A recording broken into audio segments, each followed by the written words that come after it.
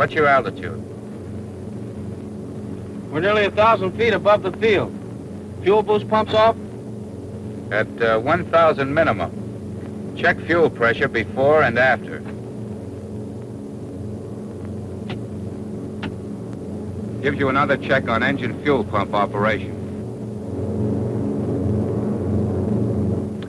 Look at your manifold pressure. Manifold pressure will creep up steadily on the climb if you don't watch it. As free air pressure decreases on the climb, the pressure differential across the turbo buckets increases. Gives you higher turbo speed and more pressure from the blower.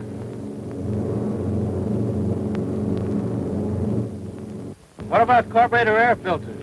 Turn them off at 8,000. Don't often hit dust above that. In emergencies, though, you can use them up to 15,000. Dust that high? No, not dust. Carburetor icing conditions. So now they're ice filters. In a way, yes. Filters off. Filters take air from inside the wing. In the kind of weather that ices up carburetors, air inside the wing is drier and warmer than that you'd get from the ram air intake. Filter light's green, filters off.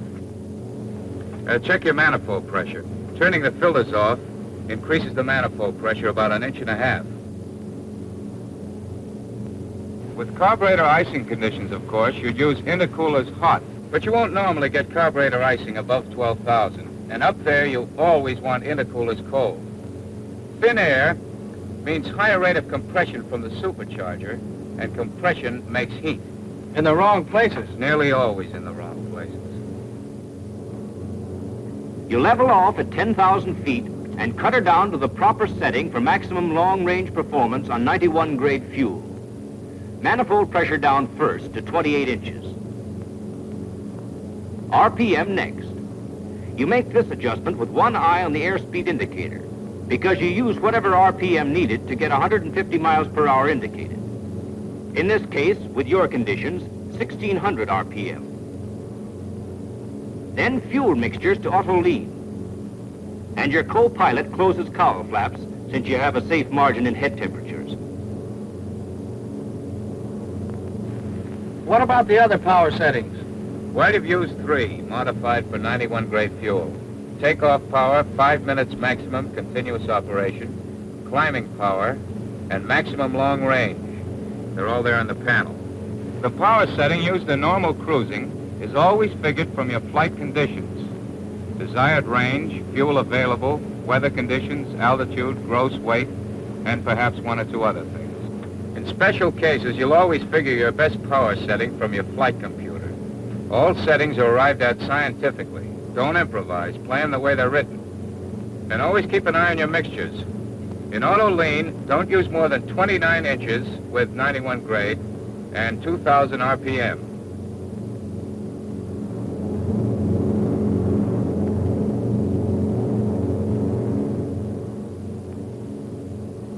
Explain something? Try to. That 3-point takeoff. What about it? Didn't it feel right? Well, maybe I didn't pull it right. I thought it was a little mushy. Isn't it better with the tail up? Well... And what about the stall hazard? Maybe we'd better figure it out on paper.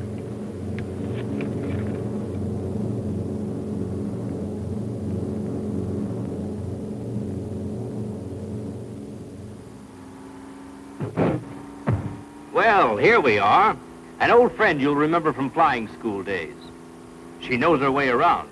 Call her Tail Up Myrtle. Now, take it easy, Myrtle. When Myrtle's parked on the ground, she's sure enough in a stalling or near stalling attitude. So on the takeoff, you lift the tail both to decrease drag and get a safe margin below the stall angle. And she takes off like a nice baby, and there's no arguing about it. But with the missus here, it's different. In the 3-point position, she's already in a flying attitude. On the takeoff run, the relative wind's parallel to the ground. So say the ground makes one leg of your angle of attack. Chord line makes the other leg. Angle of attack in 3-point attitude, about 10 degrees. But with power on, the stalling angle for this airplane's about 19 degrees. So when you hold the tail down on the takeoff, you have a nice cozy margin of 9 degrees below the stall angle.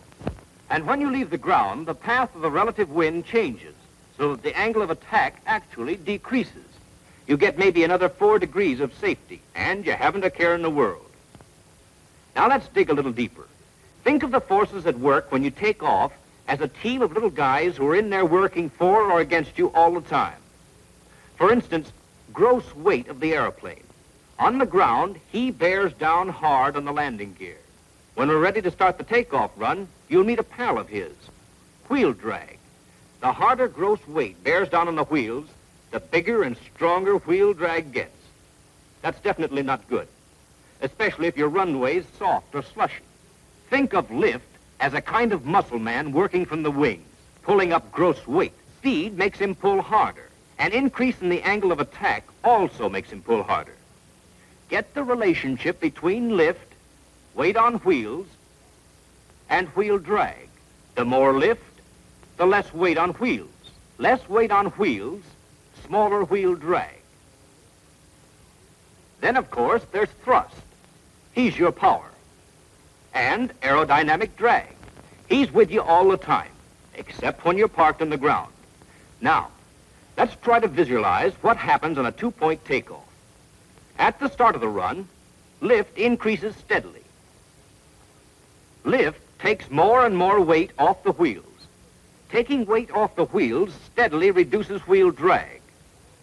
Then, just when things are looking good, you lift the tail. Angle of attack decreases. That cuts down lift. Lift lets weight go back down on the wheels, and wheel drag increases again. Aerodynamic drag is cut a little, but not enough to compensate for the extra wheel drag.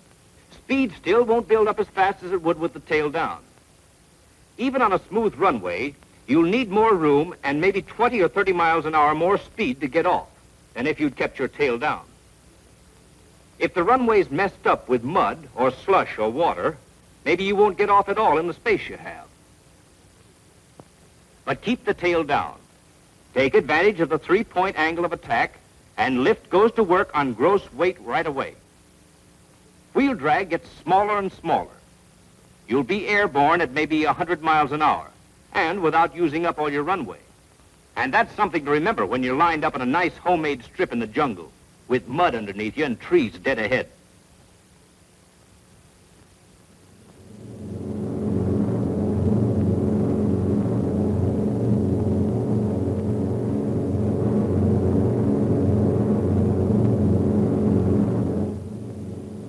Well, how do you like her? It's a very little problem when you get over the field. Say you're coming in after a long mission, you're a little short on gas, and when you arrive, the field's closed in. Beeline for an alternate base. No, Sal, you're to hell and gone from nowhere. You're lucky to have one base to come home to. I'll cut the end boards and hang around until she opens up. Well, you're to hover all right, but don't cut the inboards. She'll burn more coal on 2 than she will on 4 on long-range settings. Think it over.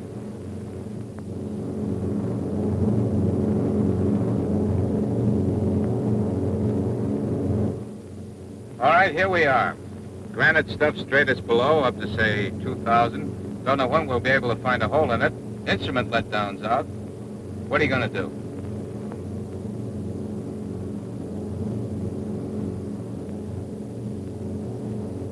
Don't you like it?